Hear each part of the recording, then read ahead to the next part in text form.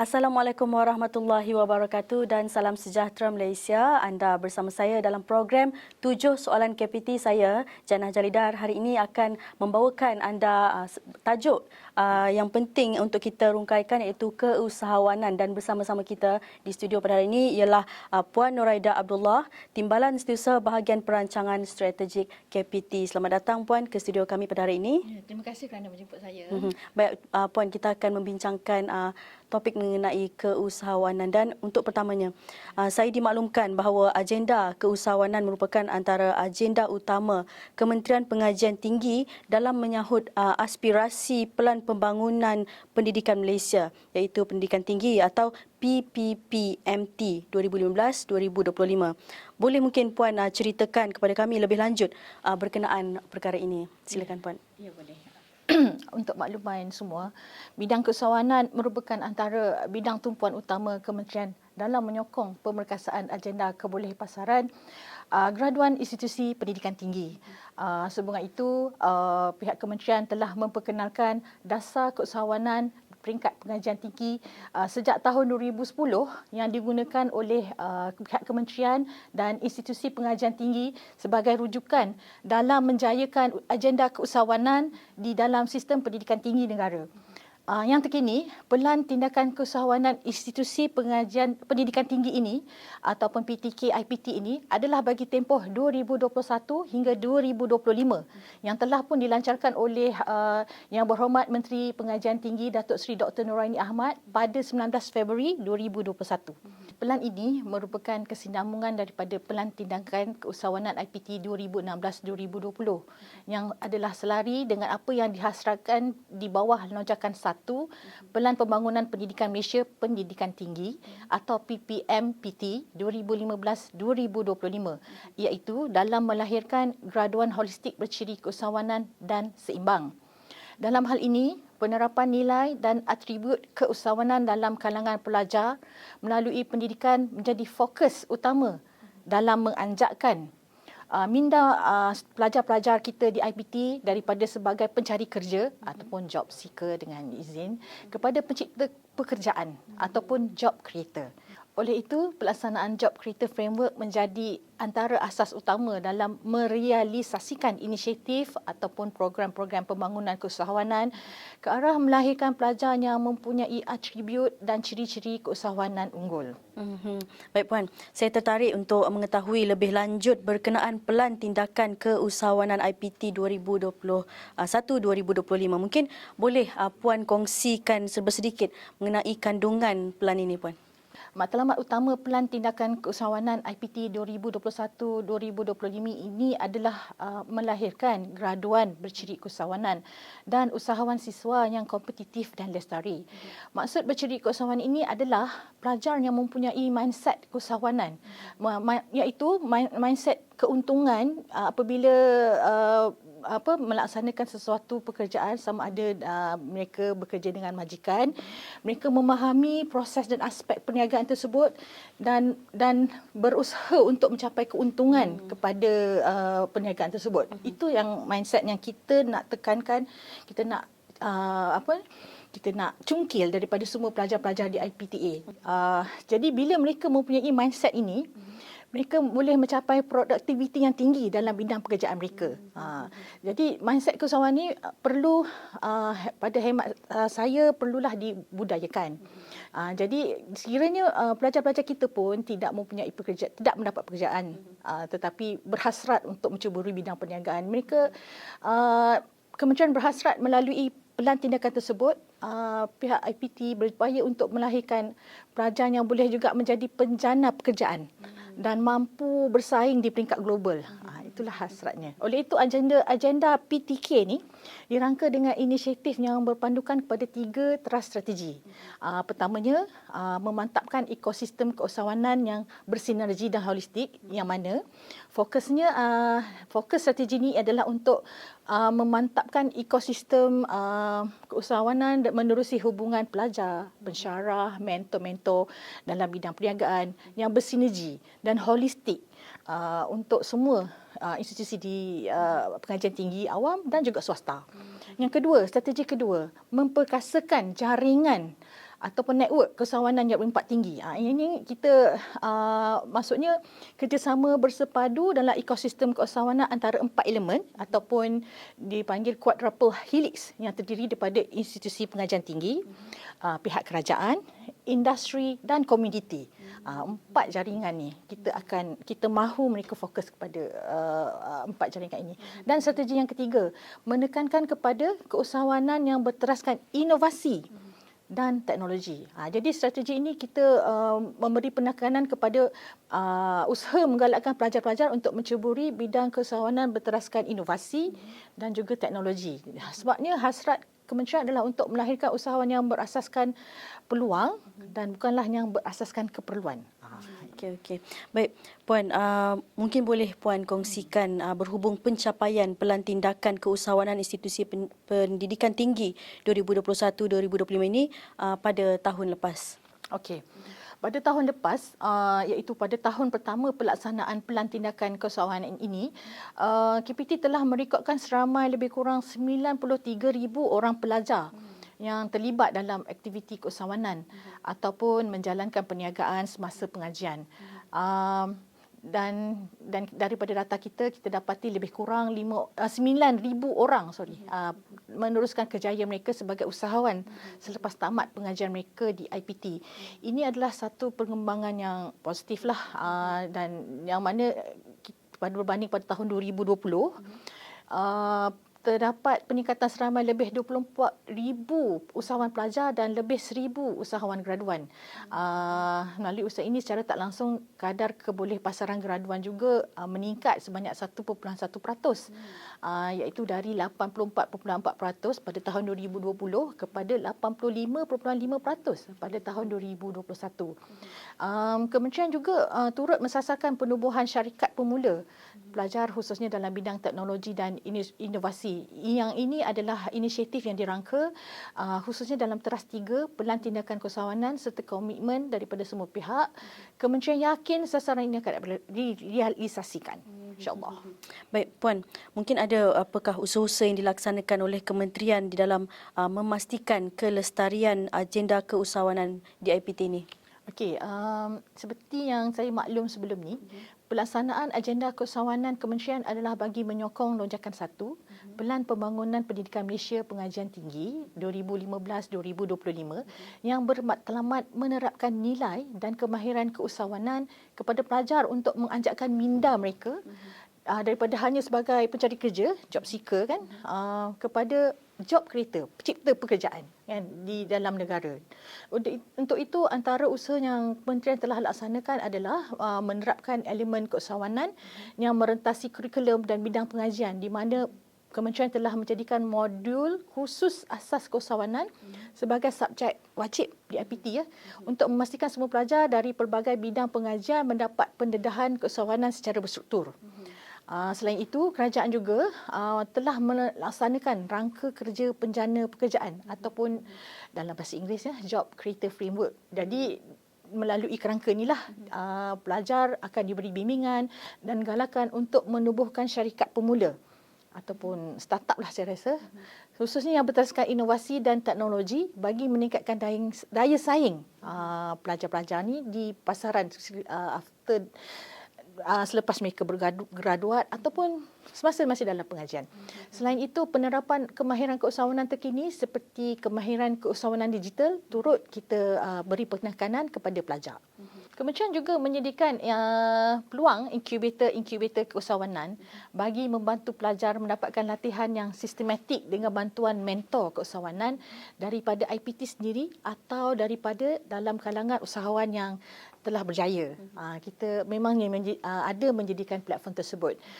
Selain itu, kementerian juga berusaha untuk membentuk universiti fokus berkaitan bidang keusahawanan seperti penubuhan Universiti Malaysia Kelantan lah sejak tahun 2006 sebagai usaha mempercepatkan pembangunan agenda keusahawanan di IPT dalam melahirkan lebih ramai mahasiswa, menjadikan keusahawanan sebagai kerjaya pilihan mereka. Kita juga menggalakkan semua yang terlibat dalam bidang keselamatan ini menjalinkan kerjasama strategik bersama-sama antara agensi yang berkepentingan di dalam bidang keselamatan. Sebagai contoh, KPT menjalinkan kerjasama kolaborasi bersama agensi-agensi di bawah Kementerian Usahawan, Pembangunan Usahawan dan Koperasi KUSKOP seperti InScan, SME Corp, Tekun Nasional, Bank Rakyat dan juga agensi-agensi yang membantu usahawan-usahawan muda seperti Cradle Fund, Meranti dan MDEC yang khusus dalam bidang teknologi dan pendigitalan. Program kerjasama ini mencakupi skop seperti penyediaan modul latihan yang komprehensif, bantuan dana, khidmat nasihat, bantuan fasiliti kepada bakal usahawan muda untuk menceburi bidang perniagaan baru. Menarik. Baik, Puan boleh kongsikan kepada kita antara program-program keusahawanan yang telah pun direncanakan oleh pihak kementerian dan IPT yang bersesuaian dan juga relevan dalam konteks semasa ini. Okey, secara asasnya program-program keusahawanan yang dirancang dan dilaksanakan adalah berdasarkan kepada 6 skop utama program keusahawanan IPT yang kita gariskan dalam PTK kita. Pertamanya, program tersebut berkaitan dengan pengukuhan ekosistem keusahawanan. Skop kedua, program-program keusahawanan sosial. Ketiga, program keusahawanan inovasi, teknologi dan digital. Keempat, program-program berkaitan dengan penjanaan dana. Kelima, program peningkatan kepakaran keusahawanan tenaga pengajar dan yang terakhir, program incubator keusahawanan. Ini adalah 6 skop utamalah yang kita fokuskan dan di bawah skop utama ini kementerian dan semua IPT yang terlibat akan merencana program-program yang spesifik dan bersesuaian dengan demand dengan kehendak pasaran. Ya. Sebagai contoh, saya nak share di sini ialah program Innovation dan Teknologi Challenge 2021 atau nama pendeknya INTEC 21. Ini nama program lah ya. Yang kedua, program STEMpreneur Business Challenge dan juga program Digital Innovation Creativepreneur. Kita laksanakan ini antara 3 yang kita laksanakan yang memberi pendedahan serta peningkatan kemahiran pelajar dalam membangunkan aplikasi mobile, maksudnya mobile apps lah kan, serta membangunkan pengisian kreatif untuk tujuan perniagaan secara digital. Dan sekarang ni memang perniagaan secara digital memang in kan, ya. Jadi selain itu untuk mengiktiraf idea kan dan produk-produk inovasi pelajar-pelajar kita, kementerian turut menganjurkan pertandingan usahawan inovasi Piala Menteri Pengajian Tinggi. Yang ini kita adakan secara tahunan dan akan dilaksanakan hujung tahun ini insya-Allah. Sebab dia dilaksanakan pada tahun 2019 kalau tak salah saya. Ya. Jadi tahun ini kita sedang dalam kita akan adakan pertandingan akhirnya dalam hujung tahun ini insya-Allah.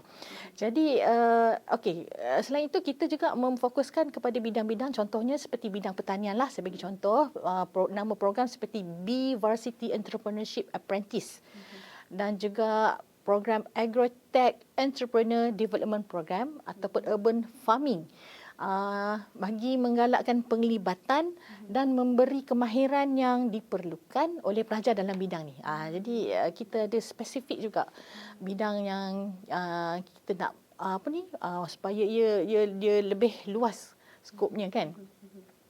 Jadi tak terhad pada program tu, kita juga sebenarnya ada program yang program sosial ya, program-program keusahawanan sosial yang melibatkan komuniti sepertinya nama program tersebut University to Community ataupun dari kampus ke komuniti dan juga program Social Entrepreneur at UTM Kickstart nama program tersebut lah. Jadi pihak kementerian berharap melalui program seperti ini akan mewujudkan spill effect, maksudnya spill over effect, maksudnya manfaat lah kepada daripada idea pelajar kepada komuniti dan masyarakat setempat. Itu yang kita harapkan daripada dasar program tersebut tu dapat dilaksanakan melalui dasar yang disediakan oleh kerajaan. Baik Puan, mungkin ada beberapa contoh kisah-kisah mungkin kejayaan pelajar dan juga graduan yang menceburi bidang ini yang mungkin boleh Puan kongsikan kepada kami bagi memberi motivasi dan juga inspirasi kepada pelajar-pelajar lain di IPT. Memang betul. Sebenarnya banyak naratif kisah kejayaan usahawan siswa dan graduan yang telah berjaya kita kumpul dan bukukan, antaranya melalui penerbitan buku Usahawan Siswa Memeta Haluan Melakar Jaya dan juga buku kompilasi Anugerah Keusahawanan Kementerian Pengajian Tinggi. Itu adalah antara dua penerbitan yang kita telah bukukan kejayaan pelajar. Jadi saya nak kongsikan dengan semua antara pelajar yang kita nak kongsikan di sini ialah yang bernama saudara Fahmi Ryan Hamdan yang merupakan graduan diploma dasar awam. Beliau berusia 24 tahun, graduan daripada Universiti Teknologi Mara. Jadi beliau telah membuka syarikat iaitu Jiwa Generasi Senjata Berhad dan menjadi pakar dalam pengekstrakan tembaga dari e-waste. Itulah. Jadi syarikat beliau telah berjaya mempamerkan prestasi yang memberangsangkan dari sudut pendapatan, ya. Sebab beliau dah berjaya mencapai keuntungan yang mencecah jutaan ringgit. Kedua, saya nak share juga saudara Alston Kuhan Benedict. Beliau merupakan graduan Sijil Teknologi Elektrik daripada College Community Bukit Beruang di Melaka.